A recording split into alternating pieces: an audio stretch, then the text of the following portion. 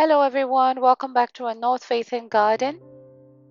In today's video, I'll be showcasing my Gertrude Jekyll climbing rose. This is the David Austin rose, which is usually the first of the DA roses to be in bloom here in England, where I live zone 8B. This rose, for reference, was planted 5 years ago from a container-grown rose, and I have trained it on a wooden trellis, which is barely visible now. This rose has performed brilliantly this year, and as you can see, I'm trying to train it away from the door towards the window. I may need to get another trellis to continue that, but if you would like to see how I get these results, then please stay tuned, and I'll be sharing the progression from spring up until the blooming time now, and this is the 3rd week of May. You can see the blooms are quite large. That's for reference, my palm is probably bigger than the palm, and it smells beautiful with a very strong rose scent, and it's blooming all the way from down upwards. Stay tuned.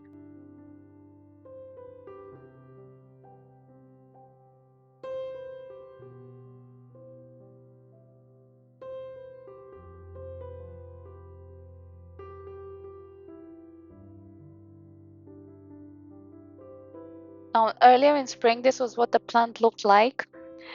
As you can see, it was already starting to have the new growth, that is the reddish new shoots. I'll be using this year the Vitax Organic Rose Food. For manure, I'll be using the Westlands Farmyard Manure Store-bought and my gloves and vine to tie up the new shoots. Now for any standard rose pruning, I'll be focusing on taking away the dead, diseased, dying, as well as the crescent branches.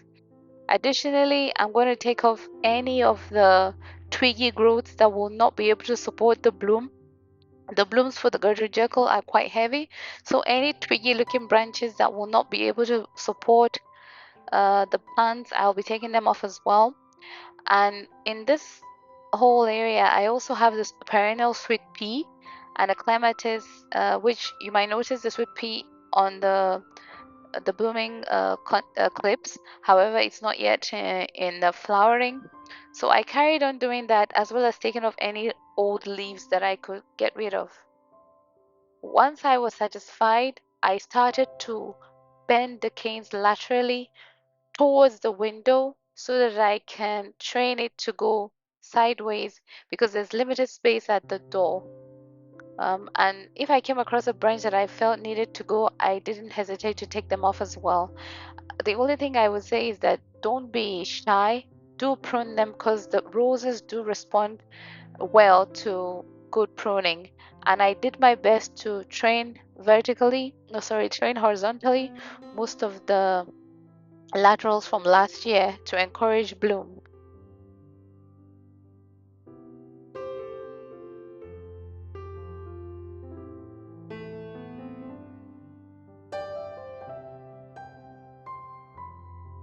At this point, it is worth mentioning that the training should also be done at the bottom area of the plant, because if we do not try to train the branches lower down horizontally, we risk having a plant that it will be a very bare bottom, that's the skirt bit, will not have blooms. There's a tendency, myself as well, to fixate on the upper parts of the plant, but do try to remember to train the lowest branches also, so that we can have a display that runs from the bottom of the plant all the way to the top.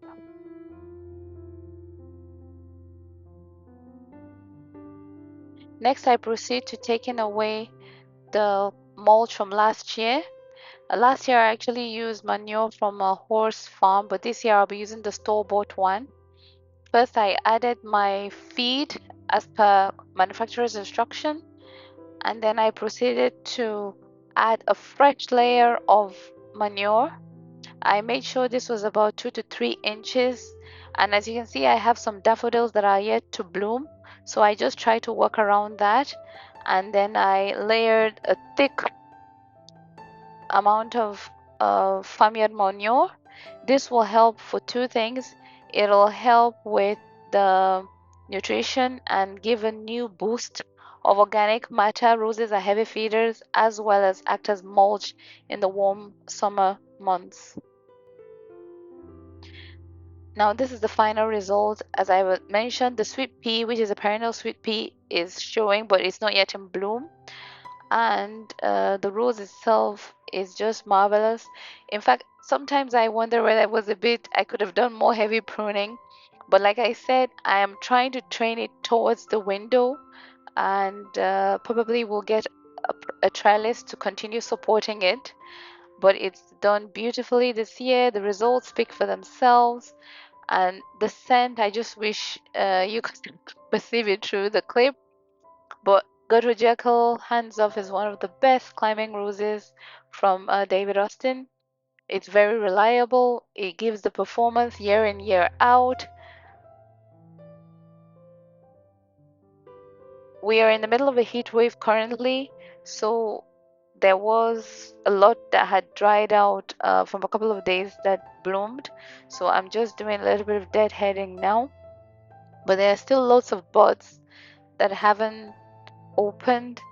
Overall, I'm very happy with this rose.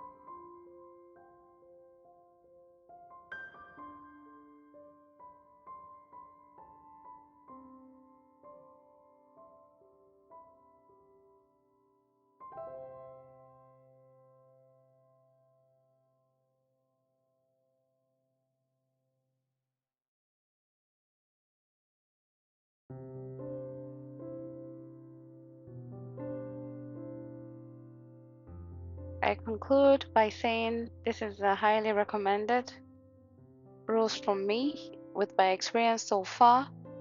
If it's one you're thinking about, you won't regret it.